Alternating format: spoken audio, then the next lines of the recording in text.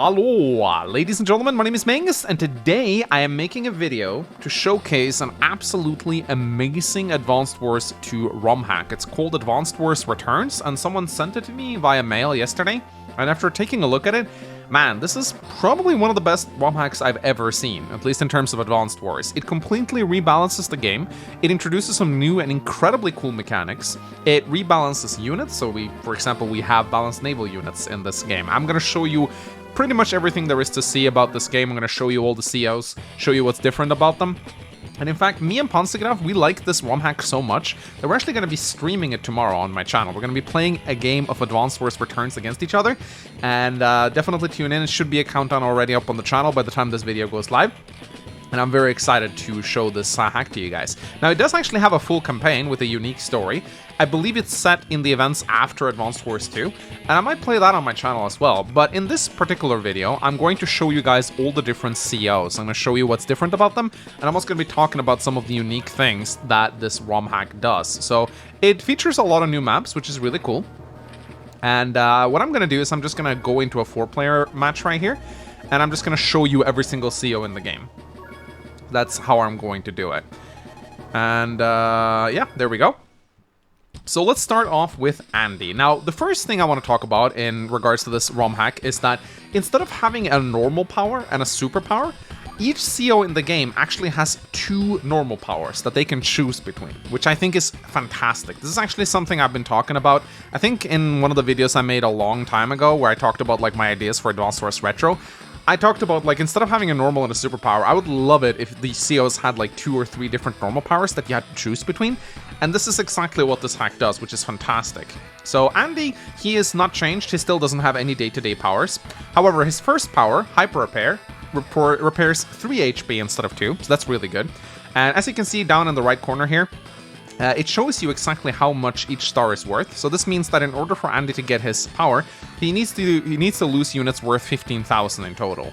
If he kills, then that will require a little bit more, I believe. I'm actually working on a video right now explaining the mechanics of CO powers, so I'll talk more about that when that video is out, but yeah. Anyway, Andy's first power is Hyper Repair. It restores 3 HP, so that's pretty good. And his second power is called Hyper Tuning. He gets a 20% firepower bonus and a +1 movement increase. So this is kind of like Hyper Upgrade, but without the 5 HP. So he basically needs to choose between a firepower and a movement increase, or 3 HP to all of his units. So this is really cool. I really like this. I was never a big fan of superpowers in the first place, because I think they give you too much momentum in a single turn. So this is a lot more tactical, and I really like it. In addition, there is also the defense meter installed, so you can see units' firepower and defense. This is really good. I really like this. So without further ado, ladies and gentlemen, let us jump over to Max. And Max, he pretty much works the same way that he does. I don't think they've changed him at all. Nah, he just gets 20% more firepower and his indirect lose 10% firepower in one range. They have given a much better description though, so that's really nice. His first power is called Max Blast. It gives him +2 movement to all of his direct vehicles, but he doesn't get a firepower increase. I think he only gets the standard 10% firepower and defense that everyone gets. And his second power is Max Force, which sets his firepower up to 170%. It's very important to note that this is not a +170% increase. Basically, this is the same as +70%. It's just that this hack words it differently. It says sets firepower to 170%, so that's 70% more than usual. So don't think that he gets a +170% boost. That's not how it works. That would be very overpowered. And here you can see, basically, how good his units are. So they haven't done much to Max, but I do like this a lot. So you can either choose between movement or firepower, which is really cool. He doesn't get both at once. And up next, we come to Sami. And Sami is pretty similar. They've nerfed her capture rate bonus. She used to have +50%, now she has +30%. So this means that her infantry will capture 13 on full health. So it's a little bit easier to interrupt Sami's captures. I do believe her units work similarly to how they do in the base game. Yeah, they get a 20% firepower increase. Oh, actually, no. Transports also have 20% extra defense. That's really cool. Her transports are actually harder to shoot down. That's actually really good. Her first power is called Double Time, and it basically doubles the capture rate of her units. So if infantry are at 10 HP, they will instantly capture buildings, but only if they are at 10 HP. If they're at 9 HP, for example, they will capture 18 points. So it's pretty good. You definitely need to make sure you injure Sami's infantry whenever you can to prevent her from getting insta-caps on you. Her Victory March, her second power, gives her +2 movement bonus to every single foot soldier. So I definitely think Sami seems really strong. Double Time is an incredibly powerful power, but it doesn't give her any extra firepower or anything like that. So Sami, I actually think she's really fun now. And then we come to, I just decided to pick Flak because he was number 4 in the CO pick list. So here is Flak, and Flak has been completely reworked. He basically gets a 10% firepower increase, but his counterattacks are 50% weaker. So he sounds really bad, in my opinion. Like, this is a horrible day-to-day ability. Like, 10% extra firepower, that's basically nothing. And a 50% reduction to all his counterattacks. Now, keep in mind, he does have a +10% baseline, so that means his counterattacks will be at 60% strength, but still really weak. So his first power is called Brute Force, and it's basically just sets his firepower up to 160%, pretty good. Barbaric Blow is a really interesting second power. He basically gets 200% firepower, but he loses 10% defense, and his units stop counterattacking altogether. So you better make sure you kill your opponent with this, or else you will die really horribly. So those are the first 2 COs. I will be right back with the 4 next ones. Alright, so up next we have Nell and the Blue Moon COs, so let's get to it. Now Nell has been reworked quite significantly. So Nell now only has a good luck rating of 15, she used to have 20, so it's a slight nerf to her day-to-day power. Every single CO in the game has a 0 to 9% luck modifier. Nell has a 0 to 14% luck modifier, so she's a little weaker on her day-to-day, but that's okay. Her normal power, her first normal power, is basically Flak's old Barbaric Blow. It's called Gamble. It sets her firepower up to +80% or -30%. So, again, I think this is exactly how Barbaric Blow used to work. It's a little bit better than Barbaric Blow, I think. So basically, she will averagely, let's see, what will her average firepower increase be? Actually, I don't know if the luck mechanic is changed in this ROM hack, but I wouldn't say this power is very good. +80% or +79% -30% is actually really bad. So I actually would not use this at all. But she still has her Lucky Star, which now sets her luck rating to 50, which means she can do up to 49% damage. And so I do believe this is 10 less than regular Lucky Star. So still pretty strong, but not as overpowered as it used to be. And up next, we have Olaf. And Olaf still works the same way. He ignores snow. However, rain, he treats rain as other commanders treat snow. And his normal power, his first normal power, is just called Winter Fury. And it's just a straight up 1 HP global damage to every unit on the map, just like Tsunami. I do not believe it causes it to snow, because it doesn't say here. I actually haven't tested, but I do not think this actually causes snow. It's just 1 damage globally to the entire map.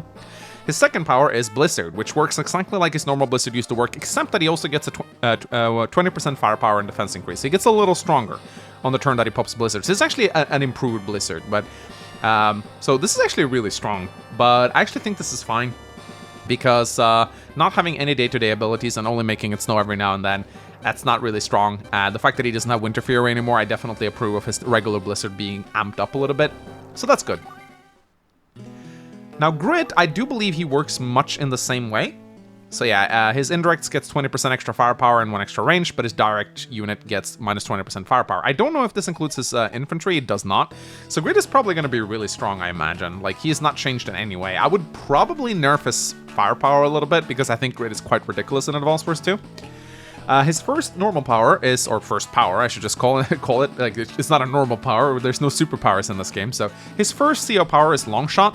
It gives him 3 extra range, which is quite ridiculous, but his indirects will drop down to 70%. So this is a -50% decrease in total, because his units are normally at 120%, and then they drop down to 70%.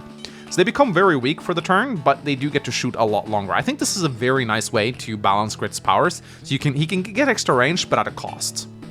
And he still has his second power, Super Snipe, which basically sets his firepower to 170% for indirect. So, you know, he can choose. He can either get a super strong, he can either get a very strong Super Snipe or a Long Shot, which gives him more range but less firepower. So this is really good.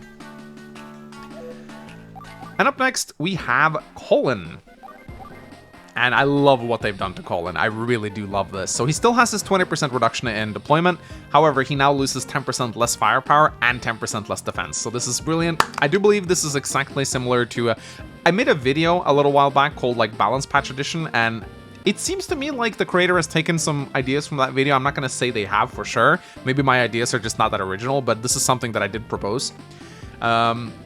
And his first normal power is called Gold Rush, which gives him, 50% extra money. That works exactly like it used to, but you may notice that he has 4 CO stars now, so it's actually twice as expensive, so this is a perfect change to Colin. His normal Gold Rush in Advanced Wars 2 is way too cheap, so now it will require you to work a little bit more to get your Gold Rush, and his second normal power is called Power of Money.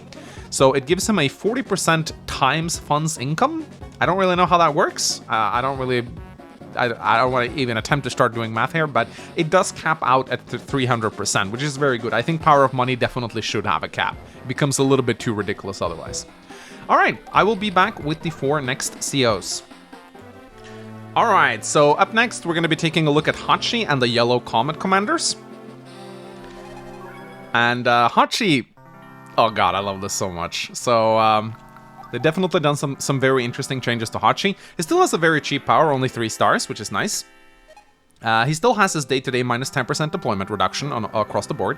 However, his first power, Merchant Union, still allows him to deploy units in cities, but they are 20% more expensive. So if you deploy units in cities, you'll have to pay more for them, which is fantastic. I love this. So it still allows him some crazy mobility, like in terms of getting some units out where they normally would not be allowed to get out. But he has to pay extra for it, which is incredibly good. He still has his second normal power, Barter, but instead of having a 50% lower deployment cost, which is way too overpowered, it now instead just gives him minus 30%. And I think this is completely fair for a power. 50% starts to get ridiculous because you can get Neo-Tanks out for like absolutely no money at all. This will allow him to get some units out, but he won't be able to flood the map like he used to. So very, very cool change. I really like all the balance changes so far. Up next is Kanbei, and Kanbei is weird. So he's been reduced down to 20% firepower and defense, which I think is very fair. This is what they did to him in Dual Strike. However, his units still cost 20% more, but he doesn't counterattack. I do not think this is gonna work out. So he never counterattacks.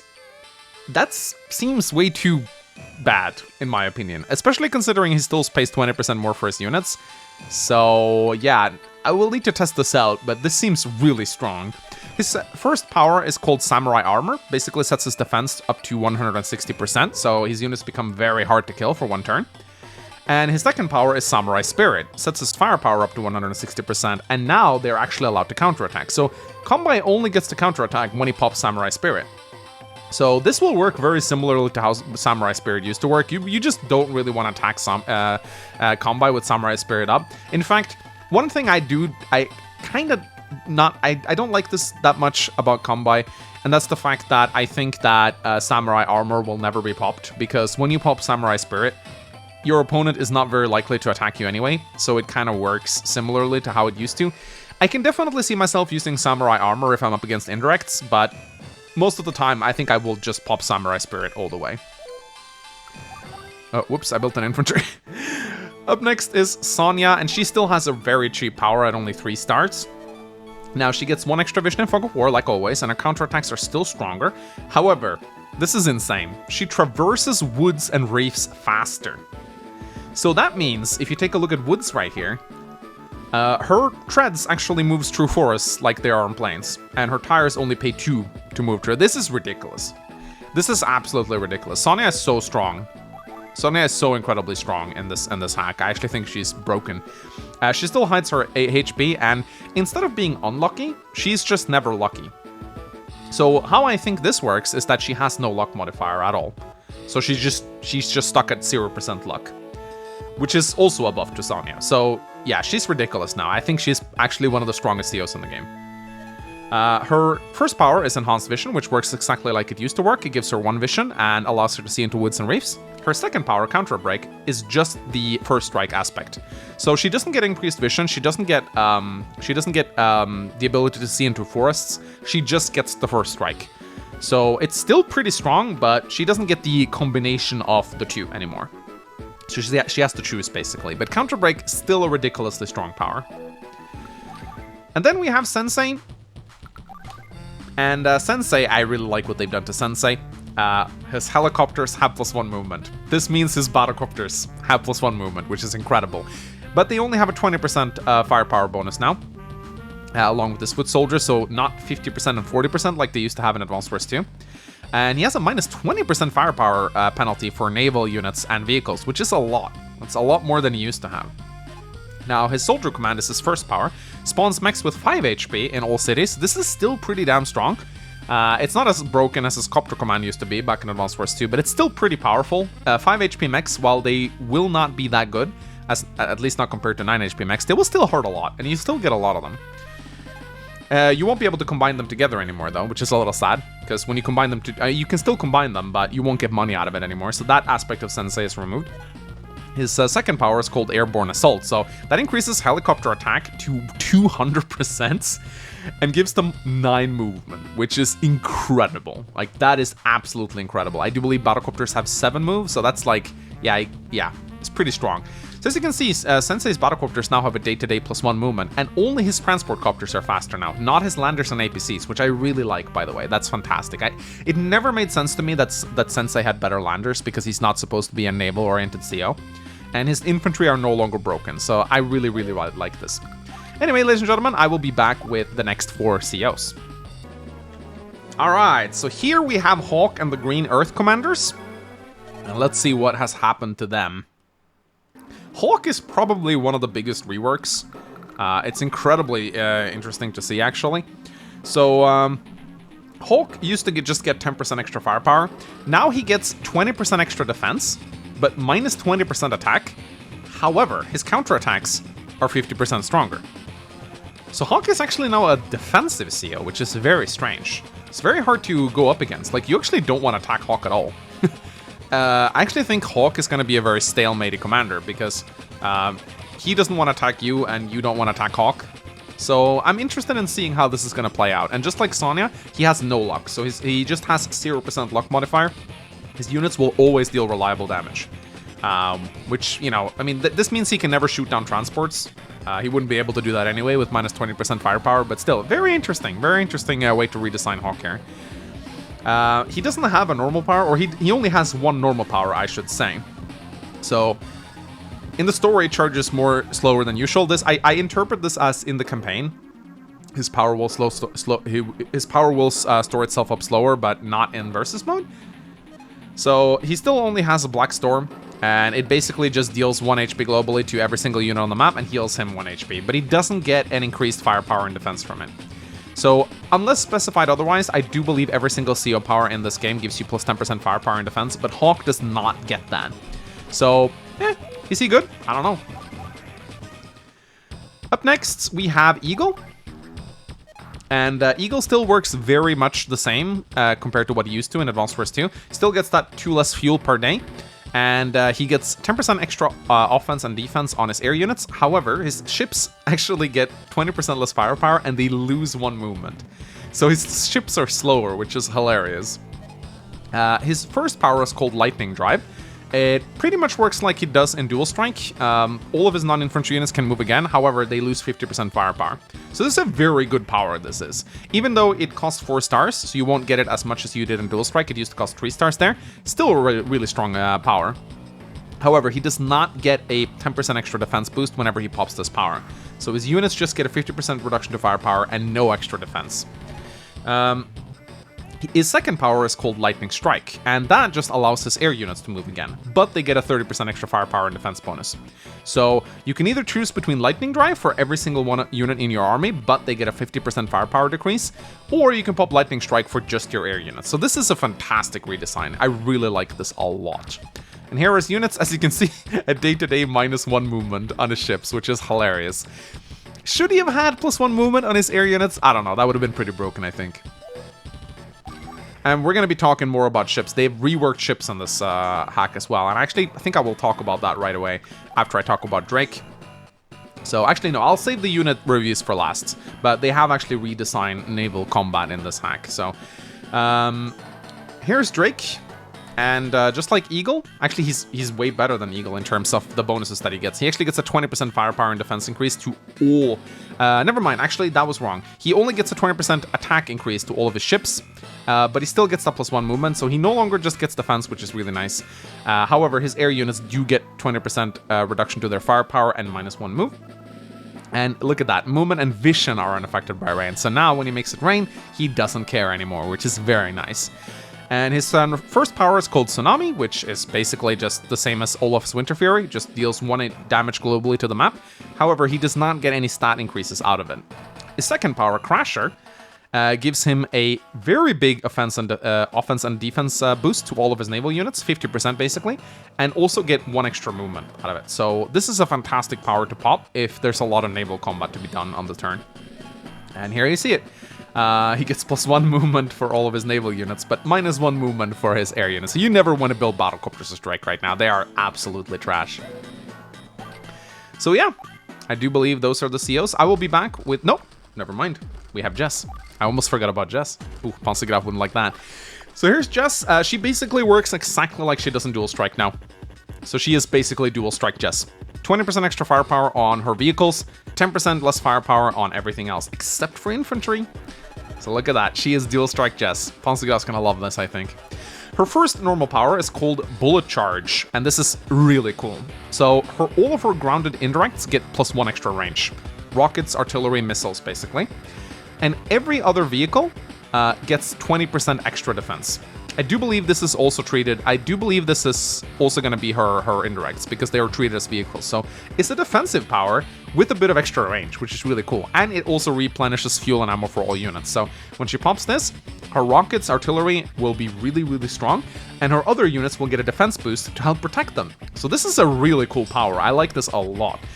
This is the second power, Overdrive, which sets attack up to 150% for vehicles, and they also get +1 move. But there's no fuel or ammo restore on this power, so this is purely an offensive power. You wanna pop this whenever you want to do like a big push, but you want to pop Bullet Charge whenever you are gonna like make a wall of indirects, basically. So yeah, Jess is a really interesting CO now. I think she's one of the better ones for sure. Really like how she plays now. Anyway, I will be back with the remaining Black Hole COs. Alright, so we have 3 more commanders to go. Let's start with Lash. So Lash still works exactly the same way that she did in Advanced Wars 2 on a day-to-day bonus. So she gets that 10% firepower increase for every defense star she has. However, her powers have been reworked a little bit. Her terrain tactics is still actually the same. It gives her the ability to just move through terrain, so it's pretty good. However, it now has the added benefit of also working regardless of weather. This is not how it used to work previously. If it snowed or rained, Lash would still be slowed down, even when she popped her terrain tactics. So she's actually a lot better against COs like Olaf now, because Olaf can no longer pop his power and prevent Lash from getting any benefit out of terrain tactics. So very, very important. Her second power, Prime Tactics, basically multiplies the firepower bonus that she gets from terrain by 1.5. So this means that every terrain star now will give her 15% firepower instead of 10. So it's a firepower increase, basically. She no longer gets that insane, like, double terrain that she used to, but that was pretty broken, so I'm pretty glad they took that out. But basically this means that whenever her infantry attack from mountains, for example, they will now get, 60% firepower, I do believe? Yeah, I think something like that. I'm not very good at math. And up next, we have Adder. And Adder looks so much fun to play now. He still has his 2-star power, so he's gonna get his power a lot. He still doesn't have any, it says here his CO power charges faster than all his other COs. I don't know if that's actually correct. His first normal power is Sidewinder, so he gets a 2 movement bonus, but he loses 10% firepower. So he sacrifices some firepower in order to get some speed, which I think is really cool. His second power, Snakebite, gives his units +1 move and 120% firepower. So it's a 20% firepower increase, basically. And this seems incredibly strong. Like, incredibly strong. I mean, the fact that he will get this almost every other turn on bigger maps seems incredibly broken to me. Like, +1 move and extra firepower, that's ridiculous. Now, I don't know which one I like more. I mean, 22 movement for 2 stars is also ridiculous, but it does come with a firepower decrease. So I actually don't know which one I would like to pop here. I guess it kind of depends on the situation, really. If I see that I'm able to get some really good engagements with 2 extra move, I'll probably pop that. I love the fact that you can choose between them. This is going to make Adder so much fun to play, and it's going to make him incredibly unpredictable as well, because you have to take into account that he might get that +2 move. This actually seems incredibly broken, if you ask me. 2 movement for 2 stars, even with a 10% firepower decrease, is ridiculous. Holy shit, Adder is so good right now. And finally, we arrive at the big bad Sturm, and he still has a relatively cheap or expensive power, at least compared to many of the other COs. It costs 5 stars in total. He now works like Advanced Wars 1 Sturm, so he gets 30% firepower but minus 20% defense. However, he still has that unimpeded movement, except for when it rains and snows. So it's a lot easier to shut Sturm down with weather now. And I definitely would advise, if you play against Sturm, you definitely want random weather on, for sure. It will make him a lot weaker. And yeah, sure, his ability to move through terrain is still pretty strong, but the fact that he gets that minus 20% defense, I mean, if you played against Grim and Dual Strike, you know how crippling this can be. So Sturm, really strong CO, but he's going to be really weak against Olaf and Drake for sure. I don't know how much slower he gets in the snow and rain. It says very slow. I don't know what that means. I don't know if he becomes even slower. If someone could tell me in the comments, that'd be nice. So he only has 1 power, just like Hawke, and it's Meteor Strike. It deals 3 HP. However, he doesn't get increased stats out of it. So that's all it does. It's basically just a missile. It's 1 missile. Still pretty good, but I don't know how it's going to match up against some of the other COs. So that, I do believe, are all of the COs. Up next, I'm going to be talking a little bit about the units and how they've changed.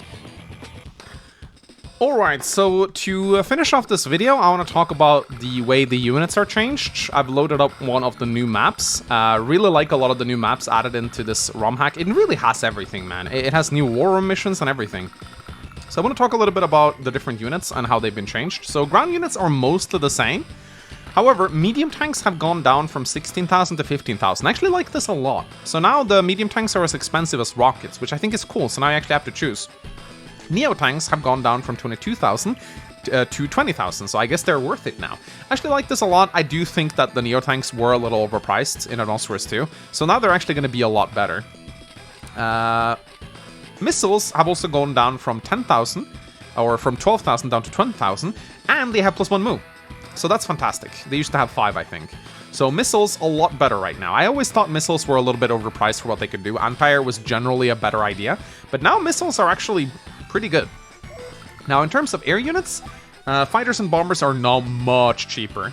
So fighters cost 19,000. That's just 1,000 reduction, but it's still nice. And bombers now cost 20,000, down from 22,000. So they'll be a little bit more viable, which I think is really cool. However, the biggest change of them all have applied to naval units. So battleships now cost 20,000 as opposed to 28,000, so they're actually really good right now. And cruisers cost 12,000. This is so good. They're actually kind of good right now. Landers down to 8,000, so they are like 4,000 cheaper. And subs from 20,000 down to 14,000. So naval action in this ROM hack will actually be a lot better. But in addition to that, they've taken a page out of Days of Ruins books. Look at that. Boats can now cross rivers. They can cross bridges and shoals. So look at this. This is so much better. This means that you can actually have bridges on maps. So the big problem with naval units were the fact that they were so limited in where they could go. They could not move on shoals. They could not, basically they got trapped everywhere. Now battleships are going to be insane, and you will actually see a lot of cool naval units. So this is such a good change. I do also believe ships can move on in rivers. So this is another fantastic thing indeed. So yeah, I'm just super hyped about playing this ROM hack tomorrow with Panzergraf. I think it's going to be a lot of fun. But yeah, I mean, as I said, this hack also has a brand new war room. I don't know. I actually think I used cheat codes to get, or I loaded an emulator save state basically from an old Advanced Wars 2 game to unlock all the COs. So that probably had some weird impacts on the war rooms. But yeah, as you can see, there's a ton of new ones here. And tons of new maps as well. Like, you have a bunch of new PvP maps. So I probably don't even need to make a map for tomorrow's stream. We can probably just pick one from this, because all of these maps are super good. They seem balanced as well. Just look at this. This is so cool. And not only that, but the second player usually starts with an infantry. Yeah, you heard that? It's the AI that controls Max, but still. But these maps are so cool. So yeah, I cannot wait to play this tomorrow on stream, and what I basically want you guys to do is I want you guys to say who you want me and Ponsigidov to play as. Maybe we'll do a straw poll, I haven't decided yet, but yeah, I'm definitely looking forward to it.